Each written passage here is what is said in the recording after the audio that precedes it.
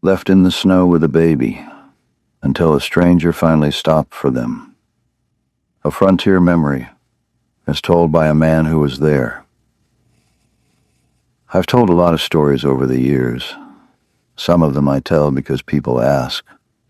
Some of them I tell because they've been sitting too long, and they start to get heavy. This is one of those. It was December of 1893.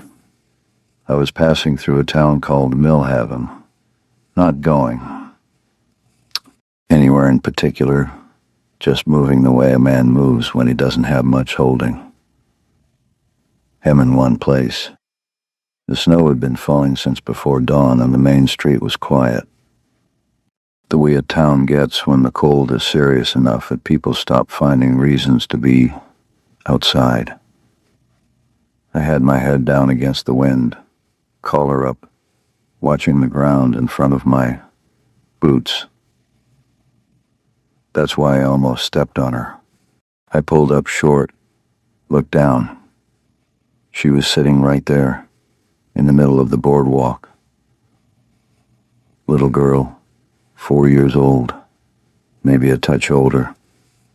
Blonde hair gone dark with snow. Cheeks red and wet, not just from cold. She'd been crying for a while. You could see it in the dried tracks on her face, and the new ones still coming. But she wasn't looking at me. She was looking down at a basket beside her. Wicker basket, the kind you'd carry laundry in. Sitting right there in the snow like somebody had set it down for a moment and forgotten to pick it back up.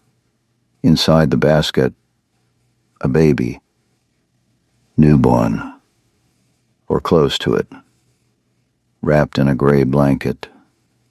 Face turned to the side. Sleeping.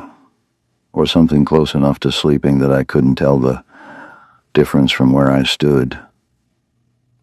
I crouched down. The girl finally looked at me. Her eyes were this pale gray-blue color that I still remember. Like winter sky right before it commits to a storm. She didn't say anything. Neither did I, for a moment.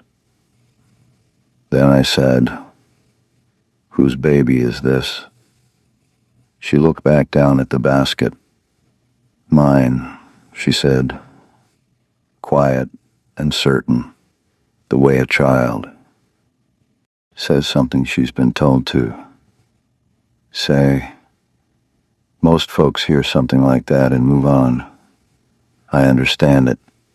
A man can't carry every hard thing he walks past. There's too many of them out here. But if something about this one is pulling at you, stay with it. I think you should hear the rest. I looked up and down the street. A few people. Nobody who seemed to be watching for a small girl with a baby in a basket. Nobody hurrying toward us. "Where's your mama?" I said. She pointed. Not at any particular building, just down the street, in the direction of the far end of town. She said, "Stay here," the girl said. She said, "Don't move, and don't let go." She had both hands on the edge of the basket, knuckles pale from gripping.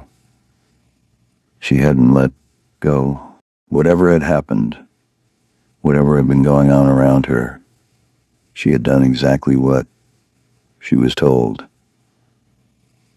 That hit me somewhere. "How long ago?" I said. She shook her head. Didn't know. I reached over and put 2 fingers against the baby's cheek. Warm enough. Still breathing. Easy. The blanket was doing its job. Barely, but doing it. The basket had a wooden bottom, which kept the worst of the snow off.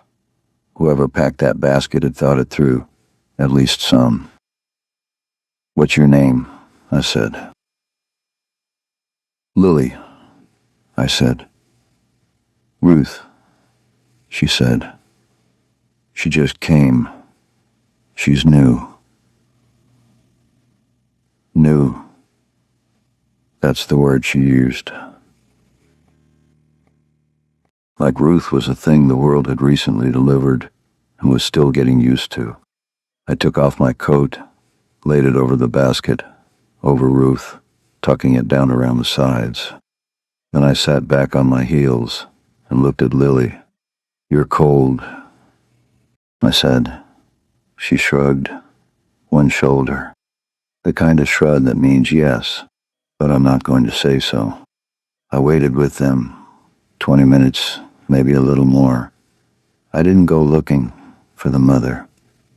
I'd learned something over the years about leaving children alone to go fetch help that may or may not arrive. You don't leave. You stay. That's the one rule that doesn't have exceptions. Really talked a little when she decided I wasn't a threat.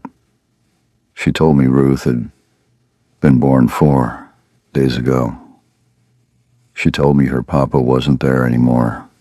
He went before Ruth came, and she said it the same way she'd said everything else, plain, like a fact, like she'd already done whatever work she was going to do with it, and now it was just part of the ground under her feet. A child shouldn't have to get that practical that young, but some of them do, and the ones who do, you remember them. The mother came from the direction of the dry goods, walking fast, coat clutched around her. She was young, younger than I'd expected, maybe 22, 23, the kind of face that had been pretty before it got tired. She stopped when she saw me crouched there. Her eyes went to Lily first, then the basket, then me. I stood up, slow. "Why is the best 5? I said. "So is Ruth." The woman let out a breath. "Just one." Then she came forward and dropped to her knees in front of Lily and cupped the girl's face in both hands, looking her over. "Didn't fuss. I was only gone a few minutes," the woman said. "Not to me. To Lily. To herself, maybe. I know, Mama." The woman looked up at me. There was something in her face that was working very hard not to fall apart. "I had a bill to settle," she said. "The man wouldn't see me with the baby. He said he didn't have time for her." She stopped. "I couldn't bring them both in, and I couldn't leave them with nothing. And I thought it would only be, it's all right," I said. She shook her head. "It's not." She was right about that. I didn't argue. Her name was Frances. She'd come to Mill Heaven 3 weeks back from a farm that failed after her husband left.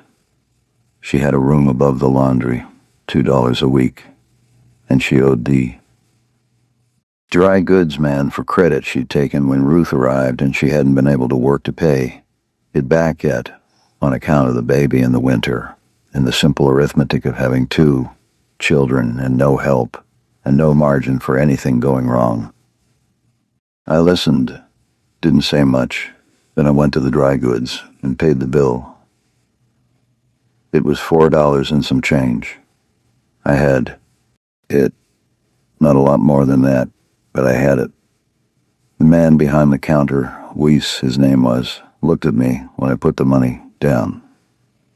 "You her relation?" he said. "No," I said. He looked at the money. Then he took it, didn't say anything else. I went back out.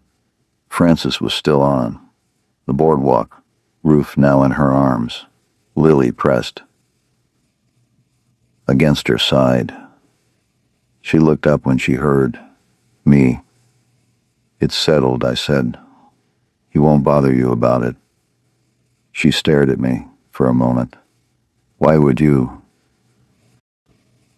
"It's cold," I said. "Get those girls inside." She stood there another second, and she nodded. Just once. Small and straight. Lily looked at me over her mother's arm as they turned to go. "Thank you for staying," she said. I didn't have a thing to say back to that, so I just nodded, and they went inside. I rode out of Millhaven that afternoon. Never went back. Never knew what became of Frances and her girls. I hope they made it through that winter. I hope Lily grew up in a place that didn't ask so much of her so early. I hope Ruth grew up at all. I don't know. You don't always get to know. What I do know is this: it wasn't the $4 that mattered. I've given $4 away before and after that day, and it didn't sit in me the same way. It was the staying. Lily said it herself. Thank you for staying. Sometimes that's the whole of it. Not the big thing, just not walking away. Winter, 1893. Frontier Narration Series.